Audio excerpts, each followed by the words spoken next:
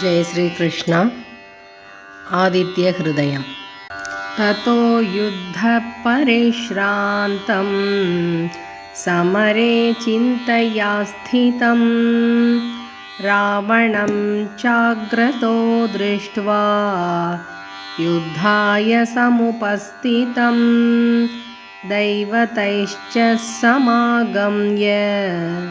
द्रष्टुमभ्यागतोरणम् उपागम्याब्रवीत् रामम् अगस्त्यो भगवान् ऋषिः राम राम महाबाहो शृणु गुह्यं सनातनं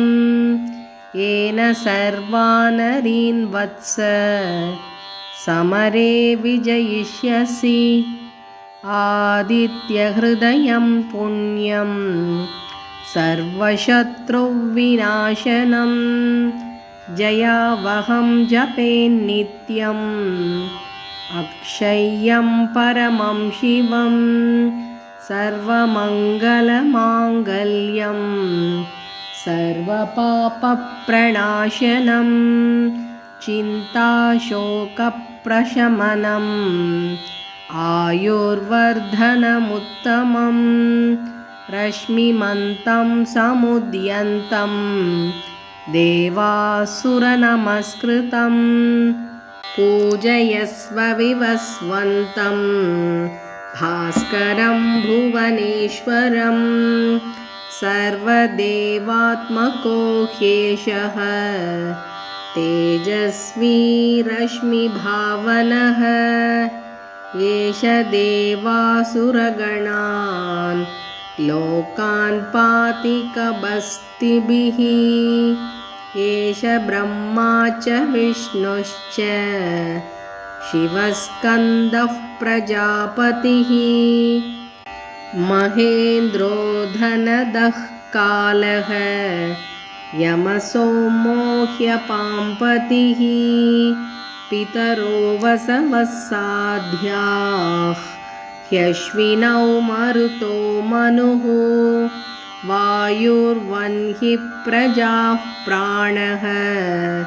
ऋतुकर्ता प्रभाकरः आदित्यः सविता सूर्यः खगः पूषा कभस्तिमान् सुवर्णसदृशो भानुः स्वर्णरेता दिवाकरः हरिदश्वः सहस्रार्चिः सप्तसप्तिर्मरीचिमान् तिमिरोन्मथनः शम्भुः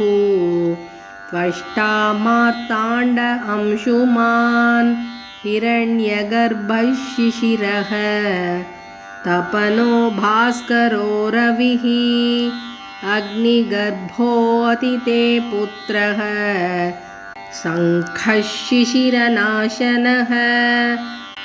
व्योमनाथस्तमो बेधी उत्कजुस्सामपारगः घनवृष्टिरपां मित्रः विन्ध्यवीथिप्लवङ्गमः आतपी मण्डली मृत्युः पिङ्गलः सर्वतापनः कविर्विश्वो महातेजाः रक्तः सर्वभवोद्भवः नक्षत्रग्रहताराणाम् अधिभो विश्वभावनः तेजसामपि तेजस्वी द्वादशात्मन्नमोऽस्तु ते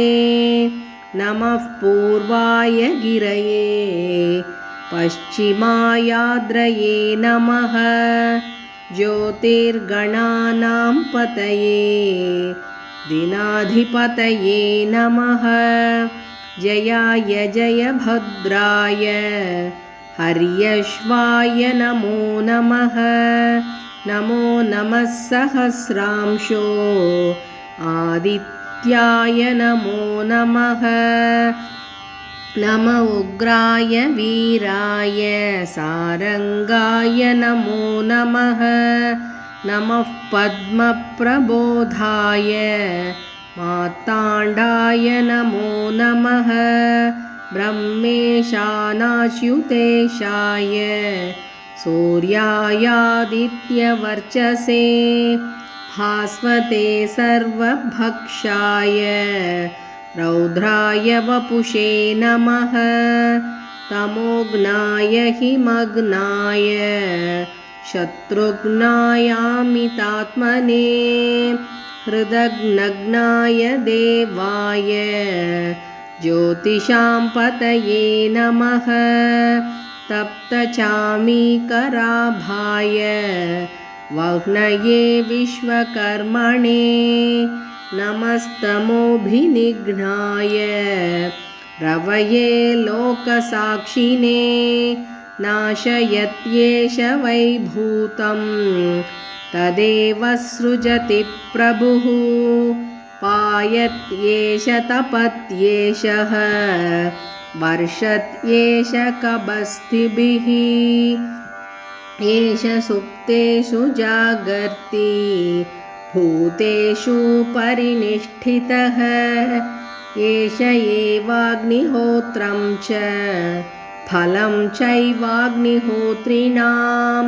वेदाश्चक्रतवश्चैव क्रतूनां फलमेव च यानि कृत्यानि लोकेषु सर्व एष रविप्रभुः येन मापत्सु कृच्छ्रेषु कान्तारेषु भयेषु च कीर्तयन् पुरुषः कश्चिन् नावसीदति राघव पूजयस्वैनमेकाग्रः देवदेवं जगत्पतिम् एतत्त्रिगुणितं जप्त्वा युद्धेषु विजयिष्यसि अस्मिन् क्षणे महाबाहो रावणं त्वं वदिष्यसि एवमुक्त्वा तदागस्त्यः जगाम च यथागतम्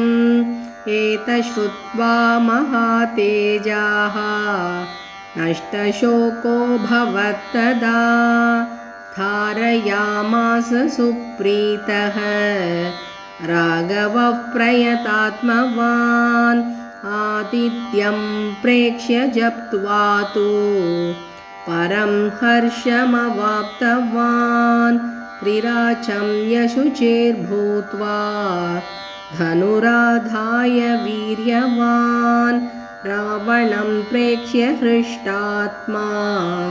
युद्धाय समुपागमत् सर्वयत्नेन महता